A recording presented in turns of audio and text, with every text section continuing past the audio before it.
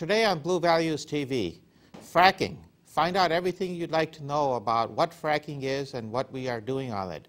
Stay tuned for part one of this two-part series.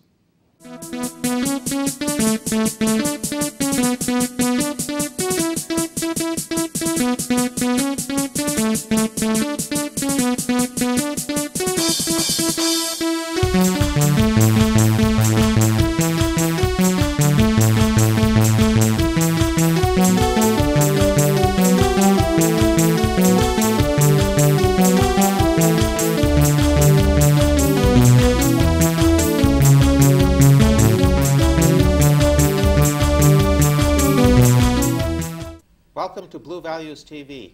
Blue Values TV is a production of the Blue Values Coalition. Blue Values Coalition is a nonprofit organization dedicated to educating, informing, and involving our neighbors in the governance of our communities. Look for us online at bluevaluescoalition.org. Today's show is a two-part show on fracking. This is something that you've probably heard a lot about. This is more accurately described as hydraulic fracking, where we extract natural gas and oil, mostly natural gas, from deep within the Earth's surface. There are some environmental concerns, and we're going to try to examine both sides of the issue today. With us today are Dr. Laird Thompson, currently residing in Portland, Oregon. Laird is a consultant with the oil and gas industry and is a proponent of fracking. And with us also is Joe Medeiros from Auburn, California. And Joe is a retired instructor at Sierra College in environmental science and biology. Welcome, gentlemen. Thank you. We're going to have a nice, challenging, and yet civil discussion about fracking and see what it's all about and what we should be doing about it. Well, we should say up front as well that Joe and I have been good friends for a lot of years. So, yes, thank you. That's a very important point. You know, it's possible for us to all have differences with each other and yet still be civil and friendly, and that's the ideal kind of a case. So it's good to see that kind of relationship between the two. We intend to keep it that way. That's a good thing. That's a good thing. So let's start out, and let's talk first about what exactly is fracking. And Laird, I'll start with you. What exactly is fracking? How does it work, and why do we do it? Well, fracking these days, as you mentioned, is all involved with what's called a hydrofrac. Fracking you can think of simply as breaking rock, and you break rock at depth. The original patent, I think, for the earliest frac proposition in the U.S. was back in the Civil War days in the 1860s. So the concept of breaking rock goes back quite a ways. They used to do in the 50s and 60s what were called radial fracs, where you put nitroglycerin or dynamite down the bottom of the hole and just set it off and try and create a cavity down there. Obviously, in the Civil War and with some of this, it was for groundwater, where you're trying to open up more void space in there in order to get more fluids to the well. I understand that in Russia in the 1960s there were actually a couple of limited thermonuclear fracs, which were large fracs at depth. Is that fracking or is that vaporization? Yeah, indeed. These days, fracking is so prevalent in the industry because the oil and gas industry is now producing hydrocarbons from shales.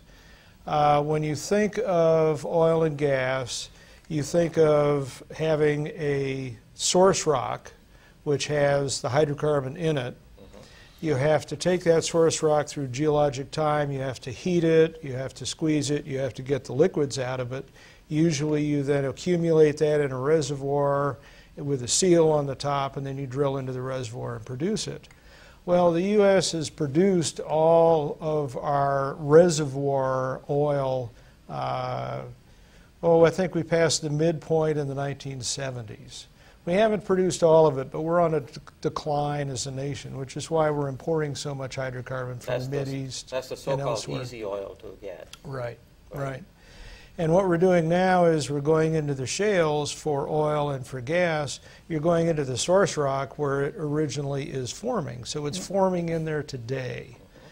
The porosity and the permeability of the system at depth are important for holding the oil and gas, and then moving it to a well so we can get it to the surface and use it. Now let's get an idea of how deep are we talking about for these shale formations? The shale formations range from fairly close to the surface, within 1,500 feet or a little bit more. By the time you get to the Bakken up in North Dakota, you're talking 8,000 to 10,000 feet of depth. So there's quite a variation in there. Okay. But when you look at these shales, the shales may have fairly good porosity of about 5 or 6%, so they can hold a fair amount of volume.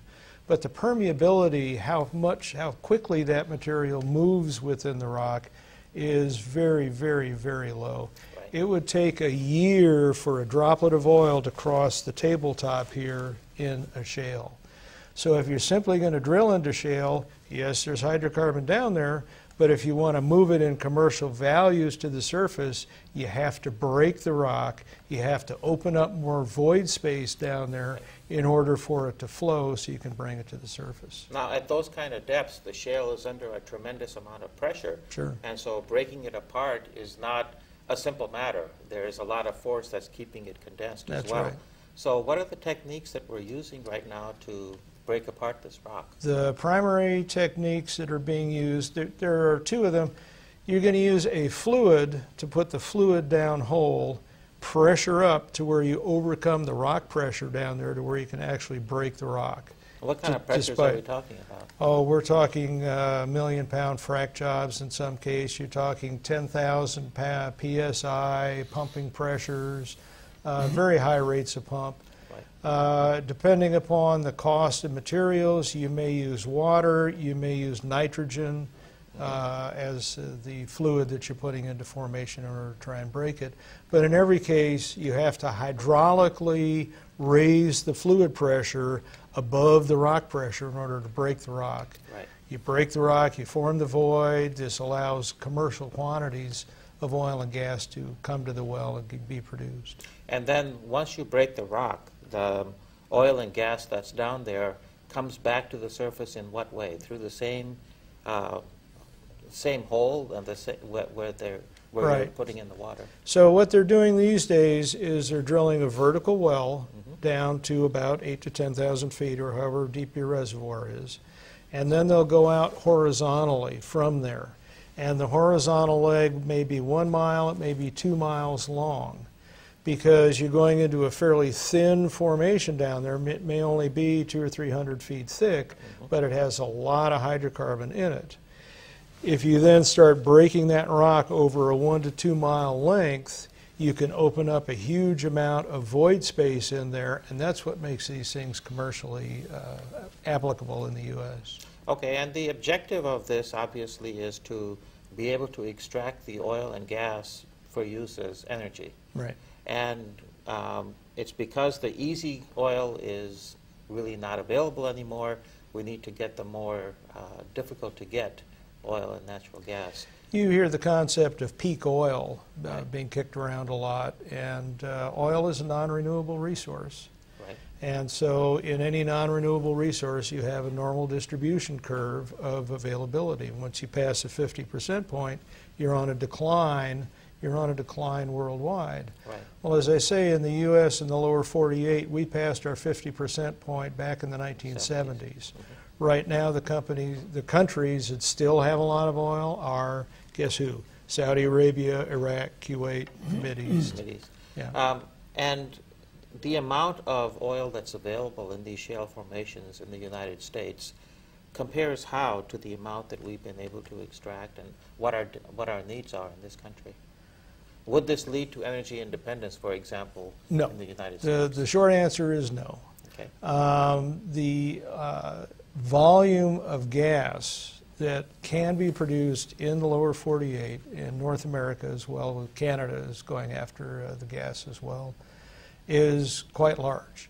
And the industry people will tell you there's 200 years worth of natural gas use in the ground in North America. I don't think it's quite that much, but if you're going to use natural gas to drive the U.S. economy as an energy factor, you're going to have to do a lot of infrastructure changing. because right now we're using liquids, we're not using natural gas. We don't use natural gas to drive most of the vehicles. Right. We don't use it to power the power stations. They're mostly coal-fired at this point and so forth. So there's an awful lot of infrastructure that has to come along with this. When I say no, that we're not going to get to energy independence, it's a set of 3 numbers that I give out when I'm a guest lecturer at Joe's classes in environmental science at Sierra College, for example. And the 3 numbers for the U.S. are that there's 4.5% of the world population in the U.S. We use 30% of the natural resources on the planet, especially oil and gas, to maintain our lifestyle as we are using it today. And as a result, we have 52% of the military budget for the entire planet in order to maintain this. When you look at a barrel of oil, and commercially they say, oh, it's $100 a barrel. If you're talking about Mideast oil, the cost to Americans is actually more on the order of $200 to $300 a barrel because of our military presence over there in order to maintain the supply for the U.S. to maintain our style of life and the economy that we have. By moving that now more into the U.S., we are now the largest gas producer in the world. We're one of the largest liquid producers coming out of the shale oil and shale gas. And because of this, we've moved a lot of that impetus back to the lower 48. We're less reliant on the Mideast, which is a good thing.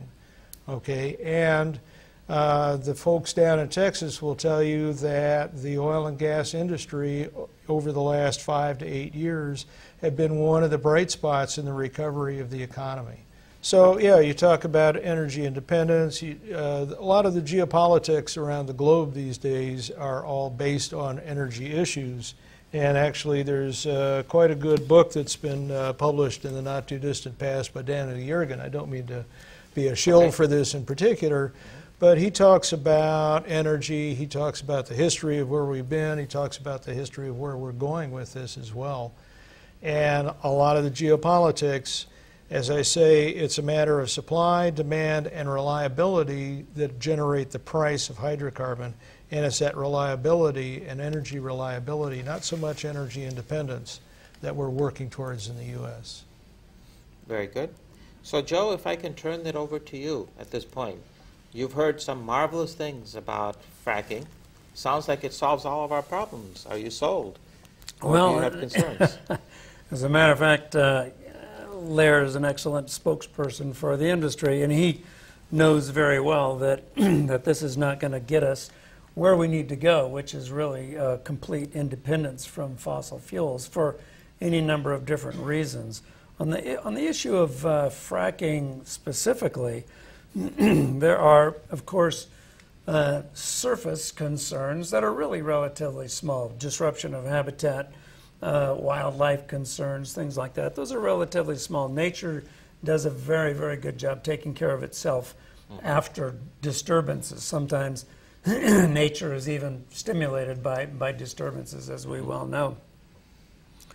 Someone once said, you can drive nature out with a pitchfork, but she'll return with a vengeance. And I look forward to that day.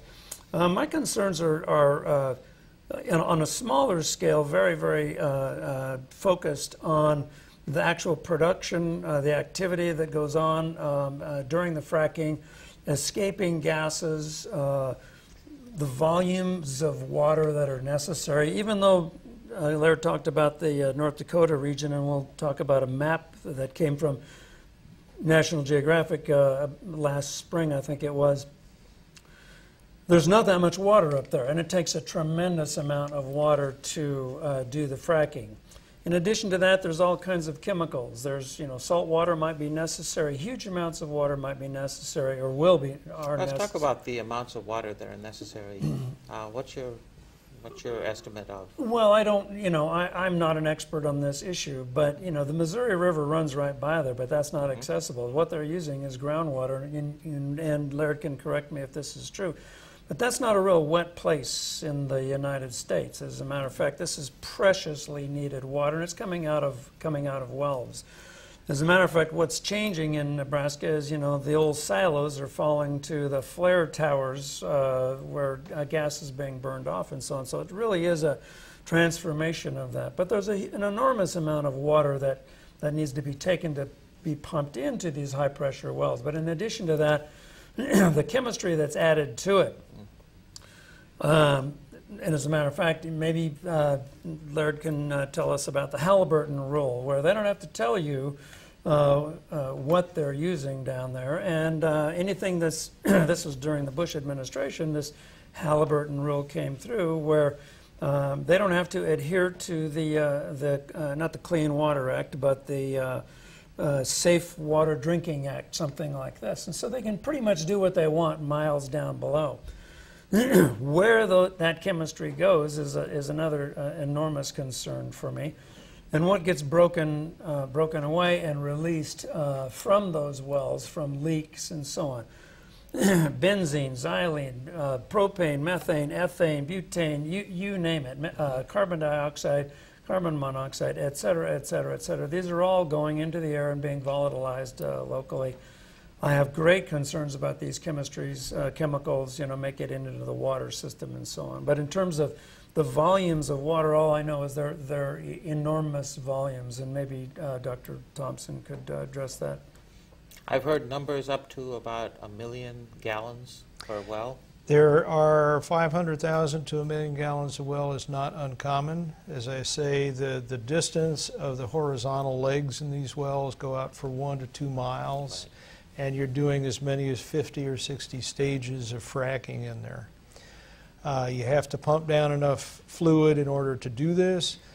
It's not just breaking the rock, you also have to put material into the fluid, which is called proppant, to push that out into the fractures that you create to prop them open and keep them open so that when you start producing hydrocarbons, that they stay open and you get commercial production rates out of there. So you want to put additives into the water that'll help you break it. You want to put additives in that'll help you maintain the volume down there. And companies like Halliburton, they all have their competitive edges with their intellectual properties. And some of them are going to say, well, I can't tell you what's in there because then I lose my competitive edge on it. And they've used that as a wedge against environmentalists for some time here. When you're fracking, that's changed it a little bit, at least in California. On a state-by-state basis, it is. Pennsylvania and New York are much harsher on the industry. California is fairly aggressive as well. But you go to Texas or North Dakota, and it's free reign. Anybody can do anything they want.